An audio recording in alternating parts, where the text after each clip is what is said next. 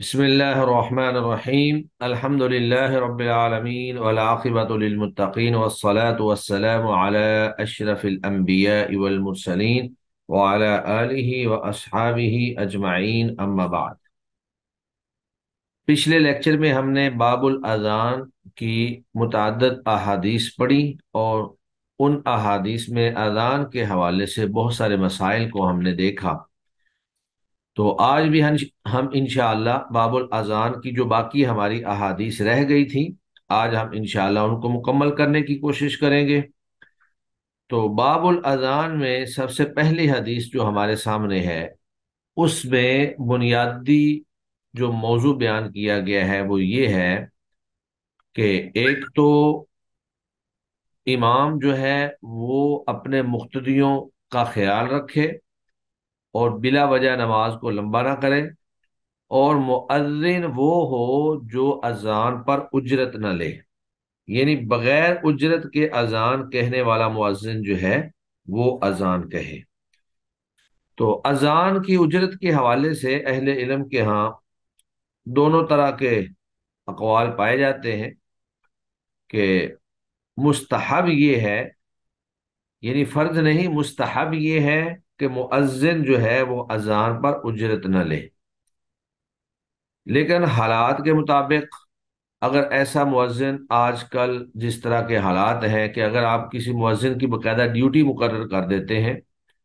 और उसके पास जरिया रोजगार और जरिया माश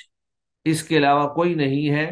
तो चूंकि आपने उसको पाबंद कर दिया है और उसका वक़्त जो है वो आपने खास कर लिया है, तो उस वक़्त के बदले में आप उसको उजरत दे सकते हैं या उसकी कोई तनख्वाह जो है वो आप मुकर्रर कर सकते हैं। तो सैयदना उस्मान बिन अबिल आस, ये हदीस उस्मान बिन अबुल आस रज़ी अल्लाह ताला अन्हु से मरवी है। वअन उस्मान इब्न अबिल आस रज़ी अल्लाह अन्हु अन्नहु क़ाला, बेशक उन्होंने कहा, अल्लाह के नबी सल्लल्लाहु अलैहि वआलिहि वसल्लम से कहा, इजा या रसूल अल्लाह, ए अल्लाह के रसूल, इजअलनी, आप मुझे बना दे, इमाम कौमी, मेरी कौम का इमाम, यानी आप मुझे मेरी कौम का जो है वो इमाम बना दें। फ़क़ाला, तो नबी करीम सल्लल्लाहु अलैहि वआलिहि वसल्लम ने फरमाया, अंत इमामुहुम, आप उनके इमाम हैं, ठीक है, आप इमामत करें।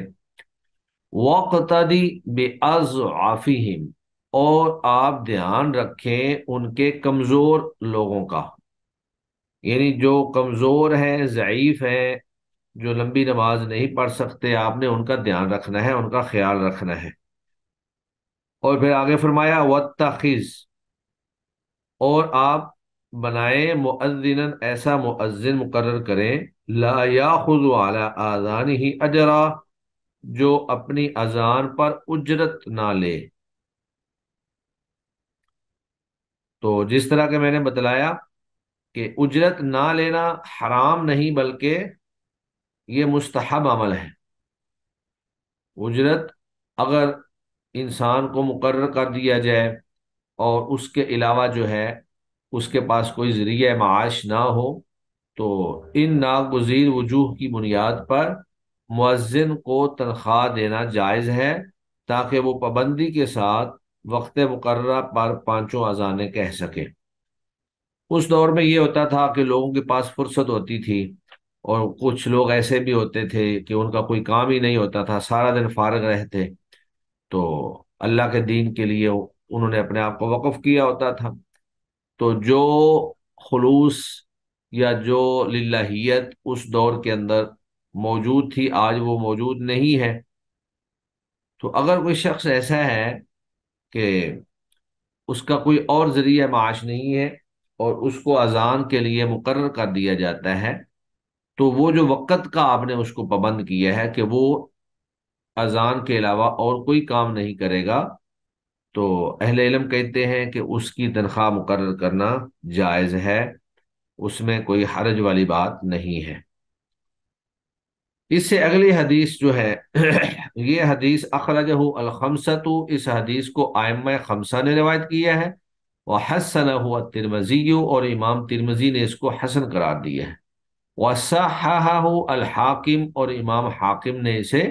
صحیح قرار دیا ہے، یعنی یہ حدیث بالکل صحیح ہے۔ تو اس حدیث میں جہاں پر ہمیں یہ معلوم ہوتا ہے کہ مؤذن کو اجرت نہیں لینی چاہیے، وہاں پر یہ بات بھی معلوم ہوتی ہے کہ نیکی کے کاموں میں آدمی امامت کی خواہش کر سکتا ہے اور اس کا تقاضا کیا جا سکتا ہے۔ تو چونکہ نماز پڑھانا ایک نیکی کا کام ہے،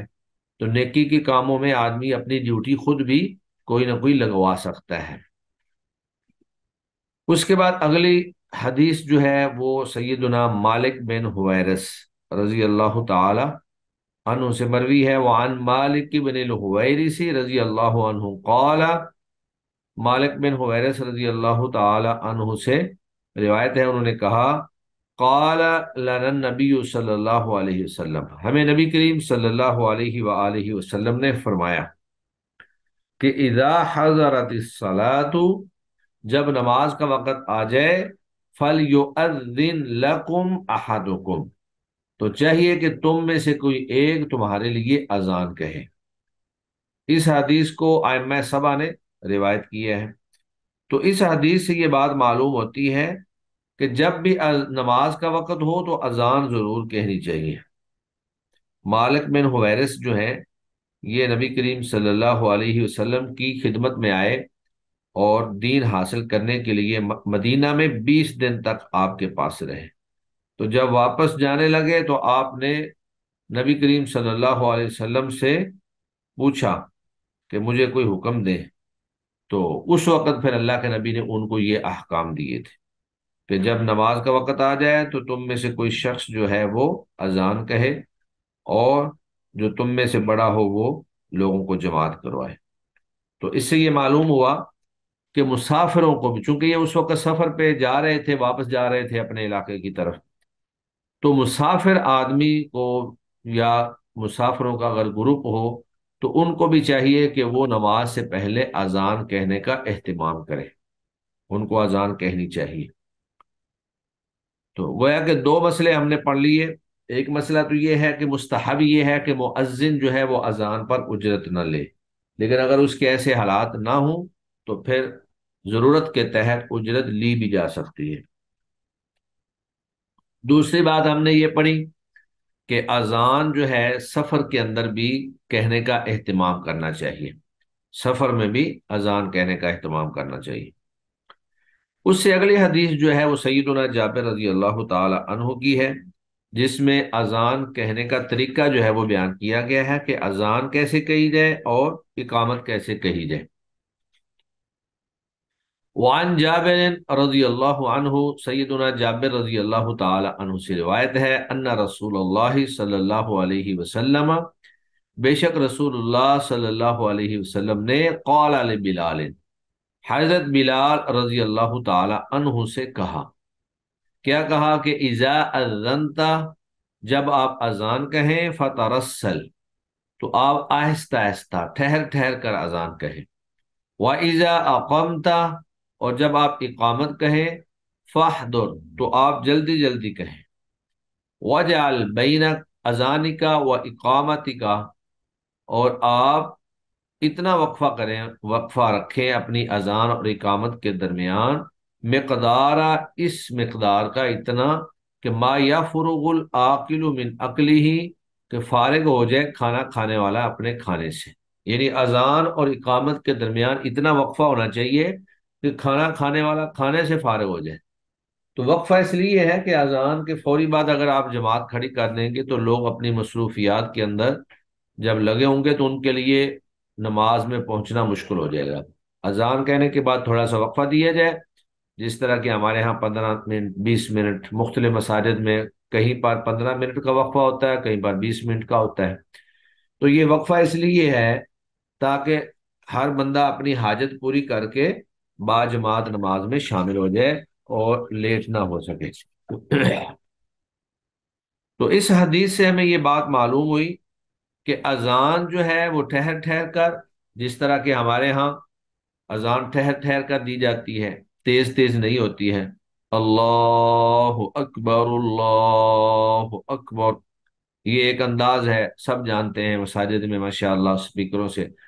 آواز جو ہے وہ سب کے کانوں میں پڑ رہی ہوتی ہے، لیکن اقامت جو ہے وہ جلدی کہی جاتی ہے، اللہ اکبر اللہ اکبر، اشہد ان لا الہ الا اللہ اشہد ان محمد رسول اللہ۔ تو اذان جو ہے وہ آہستہ آہستہ کہی جائے گی، ٹھہر ٹھہر کر کہی جائے گی، جبکہ اقامت جو ہے وہ اذان کی نسبت جلدی جلدی کہی جائے گی۔ فہدر سے یہ جلدی سے یہ مراد نہیں ہے کہ آپ بالکل اسپیڈ لگا لیں اور بہت تیزی سے کر لیں، بلکہ اس سے مراد یہ ہے کہ اذان کے مقابلے میں تیزی سے کہیں گے۔ الحدیث، اس حدیث کو ترمذی نے روایت کیا ہے، وضعفہ، لیکن انہوں نے اس کو ضعیف قرار دیا ہے۔ اس سے اگلی حدیث جو ہے وَلَهُ عن ابی ہریرہ، اور ترمذی نے ہی وَلَهُ، اور ترمذی میں ہی سیدنا ابو ہریرہ رضی اللہ تعالی عنہ سے روایت ہے، ان النبی صلی اللہ علیہ وسلم، بے شک نبی کریم صلی اللہ علیہ وسلم نے فرمایا، لا یؤذن الا متوضئ، نہ اذان کہے مگر وضو کرنے والا، وضو والا۔ تو اس سے یہ بات بھی معلوم ہوئی کہ مستحب یہی ہے کہ وضو کر کے اذان کہی جائے، مستحب یہی ہے کہ وضو کر کے اذان کہی جائے۔ وضعفہ ایضا، امام ترمذی نے اس حدیث کو بھی ضعیف قرار دیا ہے۔ پچھلی حدیث بھی ضعیف ہے، یہ بھی حدیث ضعیف ہے، لیکن ان احادیث کے اندر ایسے احکام موجود ہیں جو امت کا عمل بھی ہے، یا پھر وہ دیگر روایات میں اس کی طرف اشارہ بھی موجود ہے۔ تو یہ احکام جو ہیں ضعیف حدیثوں کے ضعیف ہونے کی وجہ سے ان کا حکم پھر وجوب کا نہیں بلکہ استحباب کا ہو جائے گا، یعنی اذان کو آہستہ آہستہ کہنا اور اقامت کو جلدی جلدی کہنا، یہ جو ہے ایک مستحب عمل ہوگا۔ اسی طرح اذان اور اقامت کے درمیان اتنا وقفہ دینا کہ کھانا کھانے والا کھانا کھا لے، تو یہ بھی ایک مستحب عمل ہو جائے گا۔ اور اسی طرح جو اذان کہنے والا ہے وہ وضو کر کے اذان کہے، تو یہ بھی ایک مستحب اور افضل عمل ہے، لیکن اگر جلدی کی وجہ سے یا کسی عذر کی وجہ سے کوئی شخص بغیر وضو کے بھی اذان کہہ دیتا ہے تو اس کی اذان درست ہوگی، لیکن وہ مستحب اور افضل عمل نہیں ہے۔ وَلَهُ عن زیاد بن الحارث، اور ہمیں ترمذی میں ہی حضرت زیاد بن حارث سے روایت ہے، انہوں نے کہا رسول اللہ صلی اللہ علیہ وسلم نے فرمایا، وَمَنْ أَذَّنَ فَهُوَ يُقِيمُ، اور جو اذان کہے وہی اقامت کہے۔ وَضَعَفَهُ أَيْضًا، اس کو بھی انہوں نے ضعیف قرار دیا ہے۔ تو یہاں پر اصل میں مؤذن کو یہ حق دیا جا رہا ہے کہ وہی اقامت کہے، جس نے اذان کہی ہو مستحب یہی ہے، اصل مستحق یہی ہے کہ وہی اذان کہنے والا ہی اقامت کہے۔ ہاں البتہ اگر کسی دوسرے نے کہنی ہے تو وہ اس سے اجازت لے لے، یا اگر پھر مؤذن جو ہے وہ کہیں لیٹ ہو جائے اقامت سے تو پھر کوئی بھی شخص جو ہے وہ اقامت کہہ سکتا ہے۔ والے ابی داود من حدیث عبداللہ بن زید، اور ابو داود میں عبداللہ بن زید رضی اللہ تعالی عنہ کی روایت ہے۔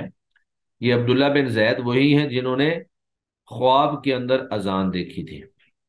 کہتے ہیں کہ انہ قال، وہ فرماتے ہیں انا رأیتہ، میں نے اس اذان کو دیکھا تھا خواب میں، یعنی الاذان یعنی اذان کو، وانا كنت اريده، اور میں اذان کہنا چاہتا تھا۔ قال، اللہ کے نبی نے فرمایا، فاقم انت، آپ اقامت کہہ لیا کریں۔ وفیہ ضعف ایضا، اور اس میں بھی ضعف ہے، کمزوری ہے اس حدیث میں بھی۔ تو دراصل اللہ کے نبی صلی اللہ علیہ وآلہ وسلم جو ہیں انہوں نے حضرت بلال رضی اللہ تعالی عنہ کو اس لیے مؤذن مقرر کیا کہ ان کی آواز بہت بلند تھی۔ تو مؤذن اور اذان کا مقصد یہ ہے کہ اذان کی آواز دور تک سنائی دے۔ اس دور میں اسپیکر تو ہوتے نہیں تھے، تو ایسے آدمی کو مؤذن مقرر کیا جاتا تھا جس کی آواز خوبصورت بھی ہوتی اور بلند بھی ہوتی، تاکہ دور تک اذان کی آواز چلی جائے اور دور تک لوگوں کو اذان کی آواز جو ہے وہ سنائی دے دے۔ تو چونکہ ان کی آواز اتنی بلند نہیں تھی جتنی آواز جو ہے وہ حضرت بلال رضی اللہ تعالی عنہ کی بلند تھی، اس لیے نبی کریم صلی اللہ علیہ وآلہ وسلم نے حضرت بلال رضی اللہ تعالی عنہ کو مقرر کیا کہ آپ اذان کہیں گے۔ اب یہ ہے کہ اذان اور اقامت، ان کا زیادہ حقدار کون ہے؟ ایک مسجد کے اندر ایک مؤذن مقرر ہے، لیکن دوسرا کوئی بندہ آ کر کہے کہ نہیں جی میں نے اذان کہنی ہے اور وہ زبردستی کرے، تو یہ ایک جھگڑے والی بات ہے۔ تو اللہ کے نبی صلی اللہ علیہ وسلم نے اس جھگڑے کو حل فرمایا کہ مؤذن جو مقرر ہے وہ اذان کا زیادہ مستحق ہے۔ مؤذن جس کو مقرر کیا گیا ہے، اگر کوئی دوسرا بندہ آ کر اذان کہنے کا اصرار کرتا ہے اور مؤذن کہتا ہے کہ نہیں میں نہیں کہنی ہے، تو پھر ان کا فیصلہ جو ہے وہ اس طرح کیا جائے گا کہ مؤذن کو اذان کہنے کا حق دیا جائے گا۔ ہاں البتہ اگر مؤذن ہی خود کشادہ دلی سے اور رضامندی سے اجازت دے دے تو پھر کوئی بھی اذان کہہ سکتا ہے، جبکہ اقامت کا حق امام کا ہے، وہ اس لیے کہ امام کو دیکھ کر اقامت کہی جاتی ہے۔ یہاں دو مفہوم اہل علم نے بیان کیے ہیں، ایک تو یہ ہے کہ امام خود اقامت کہے۔ ہمارے ہاں پاکستان میں تو خیر اس کا زیادہ رواج نہیں ہے، لیکن سعودیہ میں نے دیکھا ہے کہ وہاں پہ ائمہ جو ہیں وہ کئی مساجد میں، ہر جگہ بھی نہیں، وہ خود اقامت کہہ کر جو ہے خود جماعت کرواتے تھے۔ ایک مفہوم یہ ہے کہ وہ خود اقامت کہے، دوسرا اس کا مفہوم یہ ہے کہ اقامت کہتے ہوئے امام کا خیال رکھا جائے، جب امام آئے تو اسی وقت اقامت کہی جائے، امام کو دیکھے بغیر جو ہے وہ اقامت نہ کہی جائے، کیونکہ اقامت کا تعلق جو ہے وہ جماعت کے ساتھ ہے، تو امام موجود ہوگا تو اقامت کہی جائے گی، ورنہ اقامت کا فائدہ کوئی نہیں ہے۔ تو یہ حدیث سیدنا ابو ہریرہ رضی اللہ تعالی عنہ سے روایت ہے۔ وعن ابی ہریرہ رضی اللہ عنہ، حضرت ابو ہریرہ رضی اللہ تعالی عنہ سے روایت ہے، قال انہوں نے فرمایا، قال رسول اللہ صلی اللہ علیہ وسلم، رسول اللہ صلی اللہ علیہ وسلم فرماتے ہیں، المؤذن، مؤذن املک بالاذان، وہ اذان کا زیادہ مستحق ہے، والامام، اور امام املک بالاقامہ، وہ اقامت کہنے کا زیادہ مستحق ہے۔ رواہ ابن عدی، اس کو ابن عدی نے روایت کیا ہے، وضعفہ، اور اس کو ضعیف قرار دیا ہے۔ وللبیہقی نحوہ، اور سنن البیہقی میں ایسی ہی ایک روایت جو ہے وہ سیدنا علی رضی اللہ تعالی عنہ سے مروی ہے، من قولہ، اور وہ حضرت علی کا قول ہے، یعنی حضرت علی رضی اللہ تعالی عنہ سے ایک حدیث اسی طرح کی ثابت ہے۔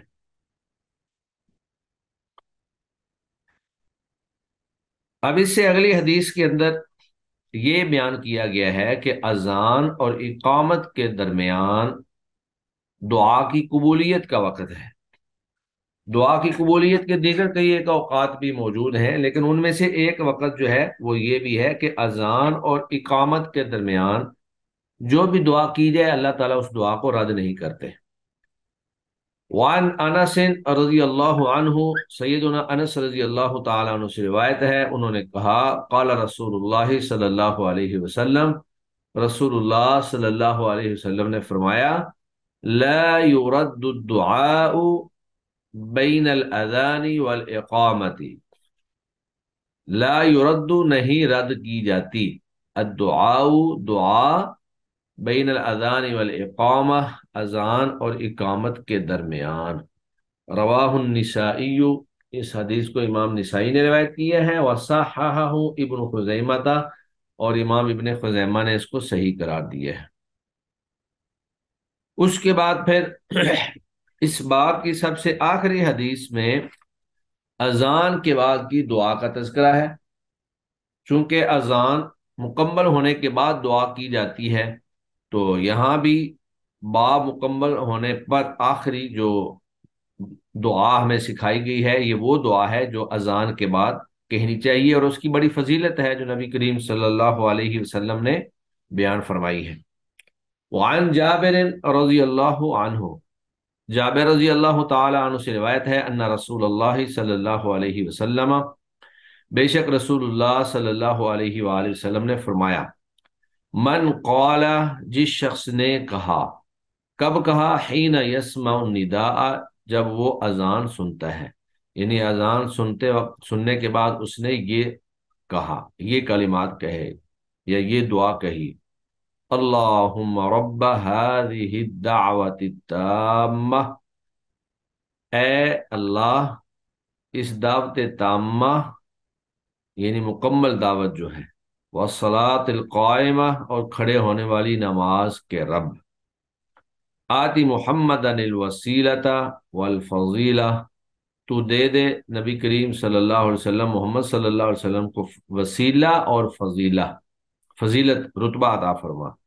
تو وسیلہ یہ ایک مقام ہے، ہاں۔ وَبَعَثْهُ مَقَامًا مَحْمُودًا الَّذِي وَعَدتَّهُ، اور انہیں سرفراز فرما، مقام محمود الذی وعدتہ، جس کا تو نے ان سے وعدہ کیا ہوا ہے۔ حلت لہ شفاعتی، تو اس شخص کے لیے میری سفارش حلال ہو جائے گی، یوم القیامہ، قیامت کے دن۔ تو یہ بہت بڑی فضیلت ہے جس شخص کو اللہ کے نبی صلی اللہ علیہ وآلہ وسلم کی سفارش مل جائے۔ تو وسیلہ جو ہے یہ بھی جنت کے اندر ایک مقام ہے، اور مقام محمود جو ہے یہ بھی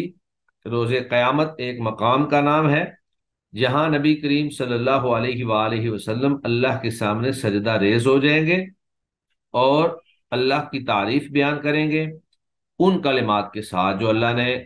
آپ صلی اللہ علیہ وسلم کو دنیا میں سکھلائے ہیں، یا ان کلمات کے ساتھ جو اللہ تعالیٰ اس وقت آپ صلی اللہ علیہ وسلم پر الہام فرمائیں گے۔ اور پھر اللہ تعالیٰ کہیں گے: اے محمد، ارفع راسک اشفع تشفع، کہ آپ اپنا سر اٹھائیں اور سفارش کریں، میں آپ کی سفارش کو قبول کروں گا۔ تو اللہ کے نبی صلی اللہ علیہ وسلم پھر سفارش کریں گے کہ حساب و کتاب شروع کیا جائے۔ تو یہ ایک لمبی حدیث ہے، لمبا بیان ہے کہ لوگ جو ہیں وہ پہلے حضرت آدم علیہ السلام کے پاس جائیں گے کہ اللہ تعالیٰ حساب و کتاب کو شروع کریں، کیونکہ قیامت کا دن بہت سخت اور ہولناک ہے، ان سے برداشت نہیں ہو پا رہا ہوگا۔ تو آدم علیہ السلام کہیں گے کہ میں نے اللہ کی نافرمانی کی تھی اور غلطی کی تھی، میں نے وہ پھل کھا لیا تھا جس سے اللہ تعالیٰ نے منع فرمایا تھا، مجھے شرم آتی ہے کہ میں اللہ کے سامنے جا کر کوئی سفارش کروں، آپ جو ہے نوح علیہ السلام کے پاس چلے جائیں۔ لوگ جو ہے وہ نوح علیہ السلام کے پاس آ جائیں گے، وہ بھی پھر یہی بات کہیں گے کہ میں نے اپنے بیٹے کے لیے اللہ سے سفارش کی تھی، مجھے بھی شرم آتی ہے، میں اللہ کے پاس نہیں جا سکتا۔ وہ آگے کسی کے پاس بھیج دیں گے، حتیٰ کہ لوگ جو ہیں وہ سارے انبیاء کرام سے ہوتے ہوتے جو ہے اللہ کے نبی صلی اللہ علیہ وسلم کے پاس آئیں گے۔ تو جب اللہ کے نبی کے پاس آئیں گے تو اللہ کے نبی کہیں گے کہ ہاں، اللہ نے مجھے ہی یہ مقام اور شرف دیا ہے کہ میں اللہ تعالیٰ سے سفارش کروں۔ اور اس کے بعد پھر اللہ کے نبی صلی اللہ علیہ وسلم مقام محمود جو ہے وہاں پر آپ سجدہ ریز ہو جائیں گے۔ تو یہ ہے باب الاذان، جو آج الحمدللہ ہم نے مکمل کر لیا۔ تو باب الاذان کے بعد اگلا باب جو ہمارے پاس ہے وہ ہے باب شروط الصلاۃ۔ اذان کے بعد نماز کا تذکرہ ہوتا ہے، تو نماز سے پہلے ان شروط کا بیان ہے جو نماز کے لیے ضروری ہیں۔ شرط سے مراد وہ چیز ہوتی ہے جو کسی حکم سے پہلے اس بنا پر آ جائے کہ اگر وہ شرط موجود نہیں ہوگی تو مشروط بھی موجود نہیں ہوگا۔ اذا فات الشرط فات المشروط، شرط فوت ہو جائے تو مشروط بھی معدوم ہو جاتا ہے۔ تو نماز کے لیے جو شرائط ہیں ان کا بیان کیا جائے گا، جیسے وضو ہے، طہارت ہے، وضو ہے۔ تو وضو جو ہے یہ نماز کے لیے شرط ہے، اگر وضو نہ کیا جائے اور آدمی طاہر پاک نہ ہو تو پھر نماز نہیں ہوتی ہے۔ تو اسی طرح با وضو ہونا، با پردہ ہونا، پھر قبلہ رخ ہونا، تو یہ ساری وہ شرائط ہیں جو نماز سے پہلے یا نماز کے اندر پایا جانا ان کا ضروری ہوتا ہے۔ بعض چیزیں ہوتی ہیں نماز کے ارکان، ارکان وہ حصے ہوتے ہیں یا جز ہوتے ہیں جو کسی عمل کے اندر شامل ہوں، اور اگر وہ ارکان موجود نہ ہوں تو وہ عبادت جو ہے وہ قائم نہیں ہوتی۔ اب ارکان میں کیا ہے؟ جیسے سجدہ ہے، رکوع ہے، تشہد ہے، یا قیام ہے، سورہ فاتحہ ہے، تو یہ وہ تمام ارکان ہیں۔ تو ان ارکان کا پایا جانا انتہائی ضروری ہے۔ اگر ان میں سے کوئی ایک رکن بھی آپ نے چھوڑ دیا تو آپ کی نماز نہیں ہوگی۔ اسی طرح بعض ہوتے ہیں واجبات، تو واجبات میں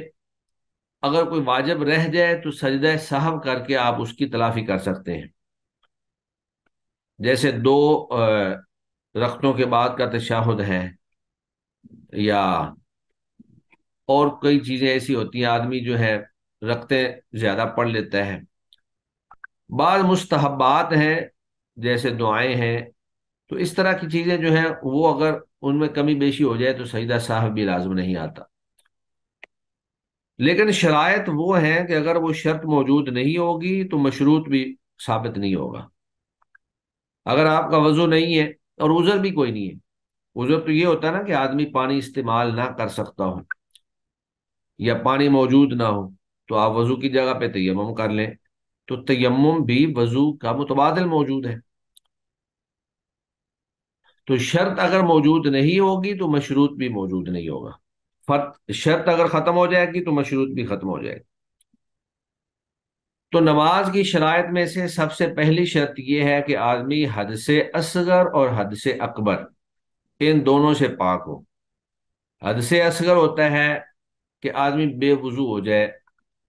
یعنی کوئی بھی ناقض وضو، پیشاب کر لیا اس نے، پخانہ کر لیا، ہوا خارج ہو گئی، کوئی بھی ناقض وضو عمل جو ہے وہ جب ہو جائے تو وضو ٹوٹ جاتا ہے۔ لیکن حد سے اکبر سے مراد یہ ہے کہ آدمی پر غسل واجب ہو، احتلام سے یا مباشرت سے۔ تو جب غسل واجب ہوتا ہے تو وہ حد سے اکبر ہوتا ہے۔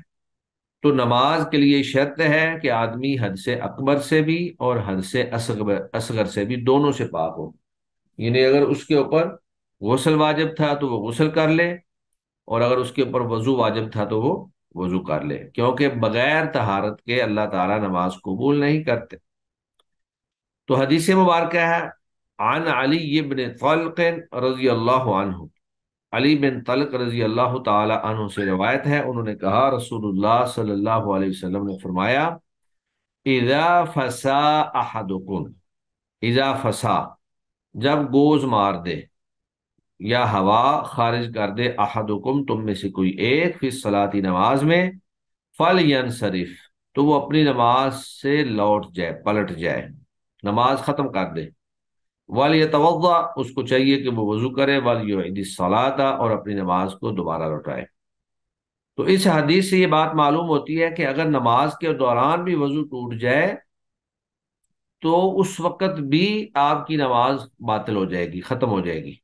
آپ کو چاہیے کہ آپ نماز ختم کر دیں اور آپ وضو کر کے دوبارہ نماز کو پڑھیں۔ تو یہ حدیث اس بات پر دلالت کرتی ہے کہ بغیر وضو کے نماز نہیں ہوتی۔ وضو جو ہے وہ نماز کے لیے شرط ہے، بغیر وضو کے نماز نہیں ہوتی ہے۔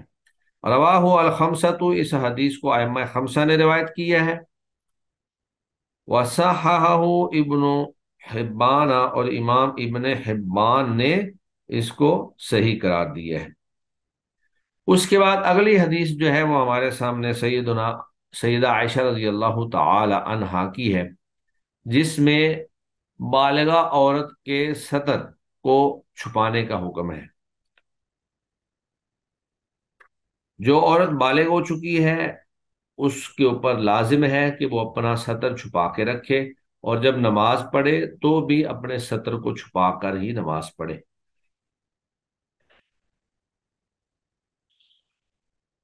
وعن عائشہ رضی اللہ عنہا، سیدہ عائشہ رضی اللہ تعالی عنہا سے روایت ہے، عن النبی صلی اللہ علیہ وسلم، وہ نبی کریم صلی اللہ علیہ وآلہ وسلم سے روایت کرتی ہیں کہ اللہ کے نبی نے فرمایا، لا يقبل اللہ، اللہ نہیں قبول کرتا،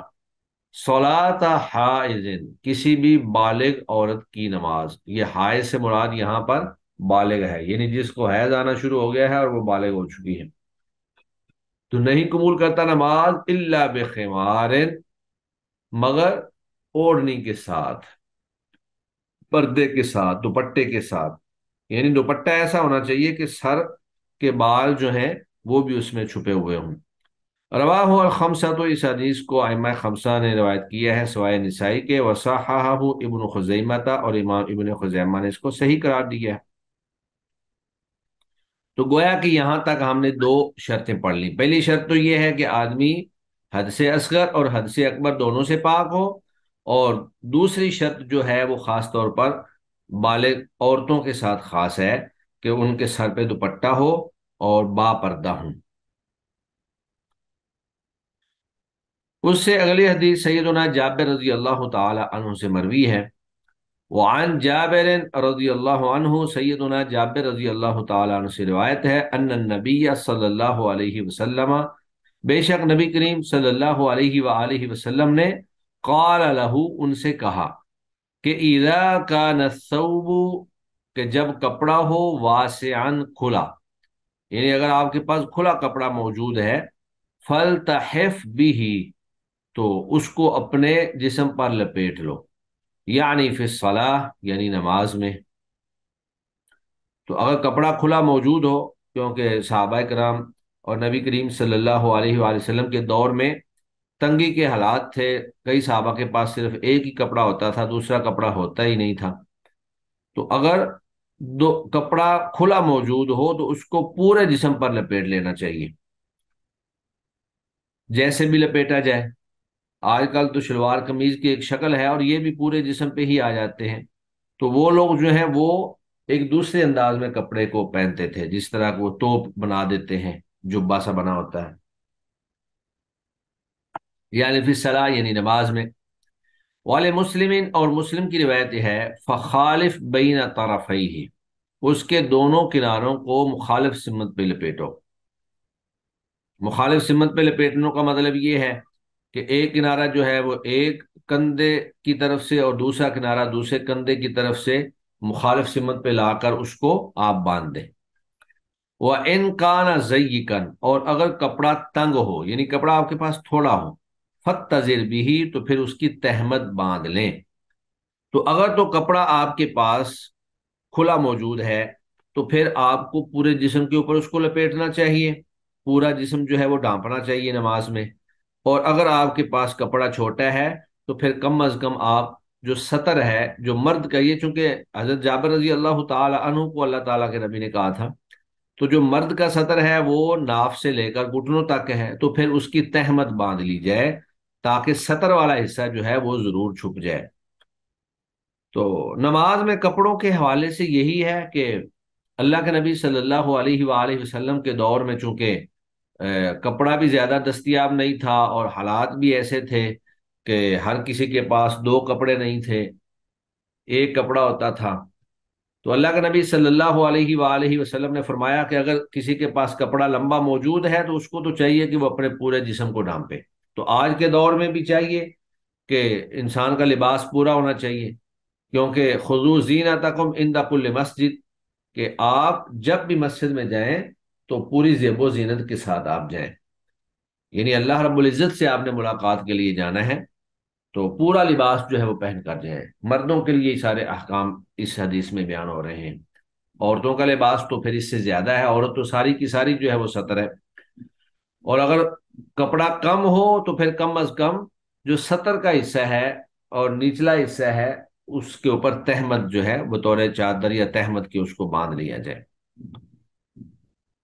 وَلَهُمَا من حدیث ابی ہریرہ، اور صحیحین میں ہی حضرت ابو ہریرہ رضی اللہ تعالی عنہ سے مروی ہے کہ لا یصلی احدکم، نہ نماز پڑھے تم میں سے کوئی ایک، فی الثوب الواحد، ایک کپڑے میں، لیس علی عاتقہ منہ شیء، اور اس کے کندھوں پر اس میں سے کچھ نہ ہو۔ یعنی اگر آپ کے پاس ایک کپڑا ہے تو آپ نے اس انداز میں اس کو باندھنا ہے کہ وہ آپ کے کندھوں پر بھی آ جائے، تو کم از کم اس کے پلو یا اس کا کچھ حصہ جو ہے وہ کندھے پر آ جانا چاہیے۔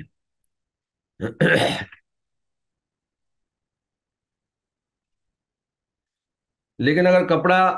اس سے بھی چھوٹا ہو کہ وہ کندھوں کا تک بھی نہ آ سکتا ہو، تو پھر پچھلی حدیث میں جو بیان کیا گیا ہے کہ آدمی اس کو تہمت کے طور پر باندھ لے۔ تو تہمت تو واضح بات ہے، پھر وہ نچلے حصے پہ ہی کپڑا ہوگا، اوپر کندھوں تک نہیں آئے گا۔ تو یہ وسعت اور گنجائش کے حساب سے ہے۔ اور اگر آپ کے پاس اور کپڑا بھی، تیسرا کپڑا بھی موجود ہے، تو سر کے اوپر بھی پگڑی باندھ لیں یا سر پہ ٹوپی رکھ لیں۔ اللہ کے نبی صلی اللہ علیہ وسلم اپنے سر پہ ہمیشہ جو ہے وہ پگڑی رکھا کرتے تھے۔ اگرچہ نماز جو ہے وہ ہو جاتی ہے بغیر سر پہ کپڑا ہونے کے، لیکن اگر کپڑا موجود ہو تو پھر اہتمام کا تقاضا یہی ہے، زینت کا تقاضا یہی ہے کہ آپ سر کے اوپر بھی کپڑا رکھیں، یا کم از کم ٹوپی، رومال، جو بھی جس انداز کا بھی آپ کے پاس کپڑا دستیاب ہو وہ سر پہ ہونا چاہیے۔ اس کے بعد سیدہ ام سلمہ رضی اللہ تعالی عنہا کی روایت ہے، جس میں عورت کے سطر کا بیان ہے۔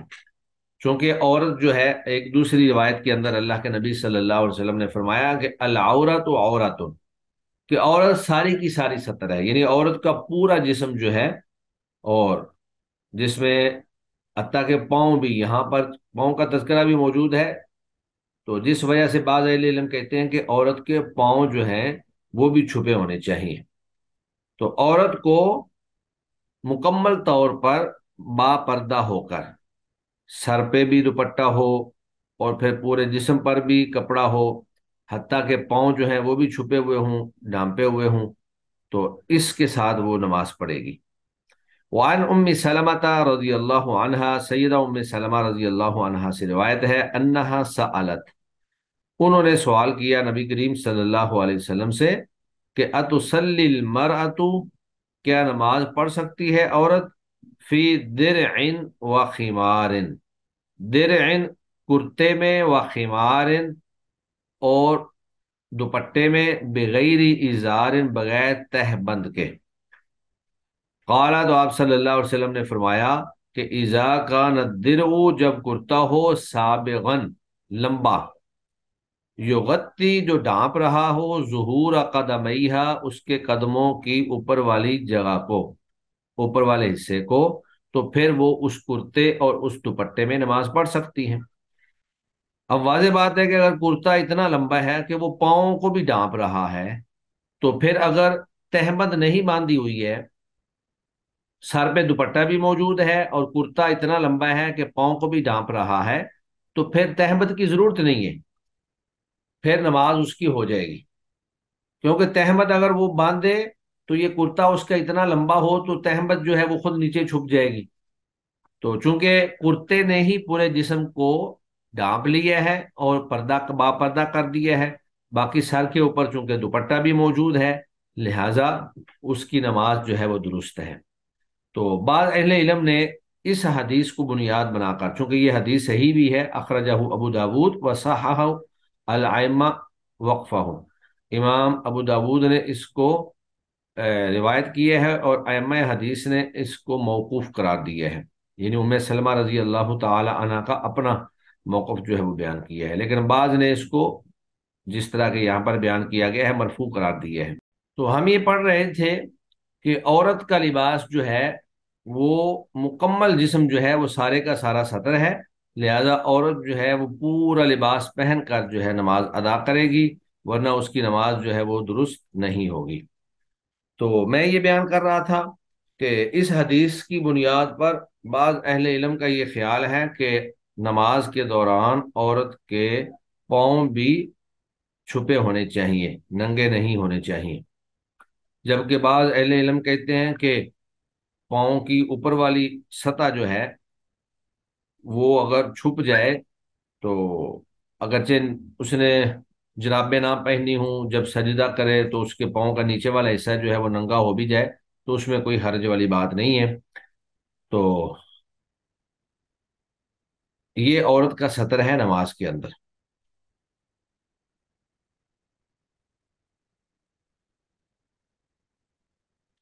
اس کے بعد پھر جو ایک شرط بیان کی گئی ہے وہ ہے استقبال قبلہ، یعنی نماز کے لیے یہ بھی شرط ہے کہ آپ قبلہ رخ ہو کر نماز پڑھیں، اگر آپ کو علم ہو کہ قبلہ اس طرف ہے۔ بسا اوقات ایسا بھی ہوتا ہے کہ آدمی جو ہے اس کو پتہ ہی نہ ہو کہ قبلہ کس طرف ہے، مثلا صحرا کے اندر سفر کر رہا ہو اور سورج موجود نہ ہو، رات کا اندھیرا ہو، یا سورج جو ہے وہ بادلوں میں چھپا ہوا ہو، اس کو اندازہ نہ ہو، اپنی طرف سے وہ کوشش کرے کہ میں قبلہ رخ کا جو ہے ہو کر نماز پڑھوں، لیکن پھر بھی اگر وہ غیر قبلہ میں نماز پڑھ لیتا ہے محنت اور اجتہاد اور کوشش کے بعد بھی، تو اس کی نماز انشاءاللہ درست ہے۔ تو حکم یہی ہے کہ آپ نے قبلہ رخ ہو کر نماز پڑھنی ہے۔ اب قبلہ رخ ہونے کے بارے میں، اگر تو کوئی شخص قبلہ کے بالکل پاس موجود ہے، کعبہ کے بالکل پاس موجود ہے، تو اس کے لیے ضروری ہے کہ وہ بالکل آئین کعبہ کی طرف منہ کر کے نماز پڑھے، جیسے کوئی بندہ بیت اللہ میں نماز پڑھ رہا ہے۔ اور اگر کوئی شخص قبلہ سے دور ہے تو پھر قبلہ کی جہت، یعنی قبلہ کی سمت میں کوشش کرنی چاہیے، جہاں تک قبلہ جتنا بھی زیادہ سے زیادہ اس کے سامنے جو ہے وہ رخ ہو سکے۔ تو ہمارے یہاں پاکستان میں چونکہ ہم مغرب کی طرف رخ کرتے ہیں، تو اب اگر کچھ تھوڑا سا فرق پڑ بھی جائے اور آگے پیچھے بھی ہو بھی جائے تو انشاءاللہ وہ چونکہ ہمارے اختیار میں نہیں ہے، اللہ تعالیٰ اس کو قبول کرنے والے ہیں۔ تو اللہ تعالیٰ فرماتے ہیں قد نرى تقلب وجهك في السماء فلنولينك قبلة ترضاها، کہ ہم دیکھتے ہیں آپ اپنا چہرہ آسمان میں بار بار اٹھاتے ہیں کہ ہم آپ کا قبلہ چینج کر دیں، تو ہم اب آپ کو اس قبلے کی طرف موڑ رہے ہیں، پھیر رہے ہیں جس کو تو پسند کرتا ہے، لہذا تو اپنا چہرہ مسجد حرام کی طرف پھیر لے۔ تو اللہ کے نبی صلی اللہ علیہ وآلہ وسلم جب مدینہ منورہ تشریف لے گئے تو ہجرت کے کچھ 16 یا 19 ماہ تک بیت المقدس کی طرف منہ کر کے نمازیں ادا کرتے رہے، لیکن آپ کی خواہش یہی تھی کہ میں بیت اللہ کی طرف منہ کر کے نمازیں پڑھوں۔ آخر اللہ رب العزت نے بیت اللہ کی طرف منہ کر کے نماز پڑھنے کا حکم دے دیا۔ اور یہ ایک وہ مشہور واقعہ بھی ہے مسجد قبلہ تین، کہ ایک صحابی جنہوں نے اللہ کے نبی صلی اللہ علیہ وسلم کے پیچھے نماز پڑھی، اور جب وہ مسجد قبلہ تین کے پاس سے گزرے تو دیکھا کہ وہ ابھی تک بیت المقدس کی طرف ہی نماز پڑھ رہے ہیں، تو اس نے وہاں پر اونچی آواز سے گواہی دیتے ہوئے کہا کہ میں گواہی دیتا ہوں کہ میں نے اللہ کے نبی کے پیچھے نماز پڑھی ہے، اور اللہ کے نبی صلی اللہ علیہ وسلم نے بیت اللہ کی طرف منہ کر کے نماز پڑھائی ہے۔ تو ان لوگوں نے نماز میں ہی اپنا منہ جو ہے وہ بیت اللہ کی طرف کر لیا۔ تو چونکہ ایک ہی نماز کے اندر دو قبلوں کی طرف منہ تھا، اس بنیاد پر اس مسجد کا نام بھی مسجد قبلہ تین پڑ گیا۔ بعض صورتیں ایسی ہیں جن میں آپ قبلہ کی طرف منہ نہ بھی کریں تو انشاءاللہ اس میں گنجائش موجود ہے۔ مثلا ایک آدمی بہت مریض ہے جو قبلہ کی طرف منہ کرنے سے عاجز ہے، تو چونکہ اس کا عذر موجود ہے، یا ایک شخص ایسا ہے کہ اس کے سامنے دشمن موجود ہے، اگر وہ قبلہ کی طرف منہ کر کے نماز پڑھے گا تو ڈر ہے کہ کہیں دشمن اس کے اوپر حملہ آور ہو کر اس کو قتل نہ کر دے۔ اور تیسری صورت یہ ہے کہ سفر کے دوران جب آپ نفلی نماز پڑھ رہے ہیں سواری کے اوپر، تو قبلہ رخ منہ کر کے ایک دفعہ نماز شروع کر دیں، اس کے بعد سواری کا منہ جدھر بھی ہو آپ وہاں پر نماز پڑھ سکتے ہیں۔ یا پھر چوتھی صورت یہ ہے کہ آپ کو قبلہ کا صحیح اندازہ ہی نہ ہو سکے، جس طرح کہ اس حدیث کے اندر موجود ہے۔ وعن عامر بن ربیعہ، عامر بن ربیعہ سے روایت ہے، انہوں نے کہا کننا مع النبی صلی اللہ علیہ وسلم، ہم نبی کریم صلی اللہ علیہ وآلہ وسلم کے ساتھ تھے، فی لیلۃ مظلمۃ، ایک اندھیری رات میں، یعنی جس میں چاند نہیں تھا، ستارے نہیں تھے کہ آدمی اس سے کوئی اندازہ لگا سکے کہ قبلہ جو ہے وہ کدھر ہے، اندھیری رات تھی۔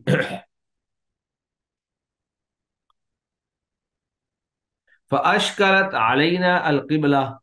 تو ہم پر قبلہ جو ہے وہ مشکل ہو گیا، ہمیں تلاش کرنا مشکل ہو گیا کہ قبلہ جو ہے وہ کس سمت پہ ہے۔ فصلینا، پس ہم نے نماز پڑھ لی،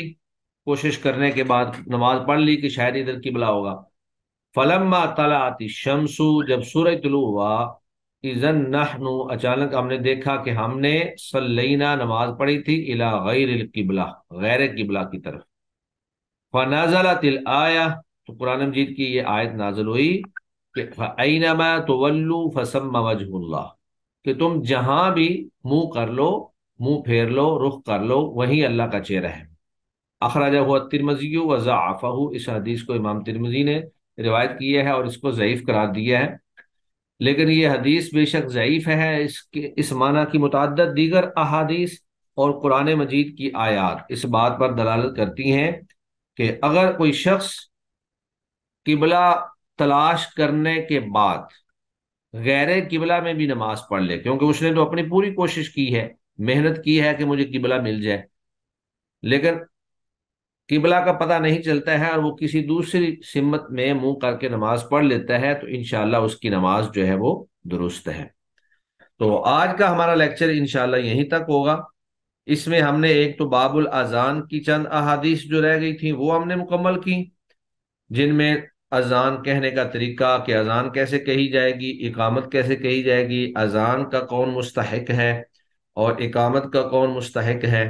پھر اذان اور اقامت کے درمیان اللہ سے جو بھی دعا کی جائے اللہ تعالیٰ اس کو رد نہیں کرتے ہیں، پھر اذان کے بعد کی دعا اللہم رب هذه الدعوۃ التامہ، کہ جو شخص اذان کے بعد یہ دعا پڑھے اللہ کے نبی نے فرمایا کہ اس کے لیے میری سفارش جو ہے وہ واجب ہو جاتی ہے، وہ میری سفارش کا مستحق قرار پاتا ہے۔ اور اس کے بعد پھر ہم نے شرائط نماز میں 4 یا 5 شرائط پڑھی ہیں۔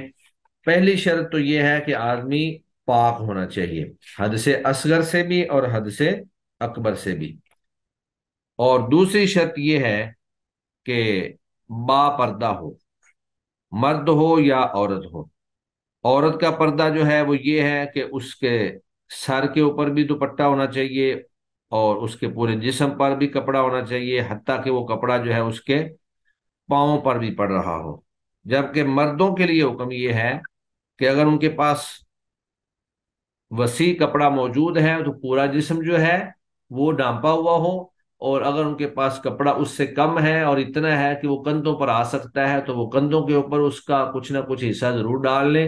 اور اگر اس سے بھی چھوٹا ہے تو پھر کم از کم جو سطر ہے ناف سے لے کر گھٹنوں تک وہاں پر وہ تہبند باندھ لیں اور اس میں نماز پڑھیں۔ اور تیسری جو شرط ہے وہ یہ ہے استقبال قبلہ، کہ جب آپ نے نماز ادا کرنی ہے تو آپ کا منہ جو ہے وہ قبلہ کی طرف ہونا چاہیے۔ جان بوجھ کر اگر کوئی شخص جس کو پتہ بھی ہے کہ قبلہ اس طرف ہے اور وہ جان بوجھ کر قبلہ کے علاوہ کسی دوسری طرف منہ کر کے نماز پڑھ لیتا ہے تو اس کی نماز باطل ہے، اس کی نماز قبول نہیں ہوگی۔ ہاں البتہ اگر کوئی شخص لا علمی میں یا جہالت میں یا محنت کرنے کے باوجود، قبلہ تلاش کرنے کے باوجود، اجتہاد کرنے کے باوجود کسی دوسری سمت میں نماز پڑھ لیتا ہے تو وہ چونکہ مکلف نہیں ہے، اس نے اپنی محنت پوری کی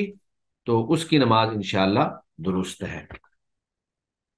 تو یہ شرائط ہم نے آج پڑھی، باقی انشاءاللہ یہ باب ہمارا چل رہا ہے، یہ ہم انشاءاللہ اگلے لیکچر کے اندر دیگر چیزیں جو ہیں اس حوالے سے ہم پڑھیں گے۔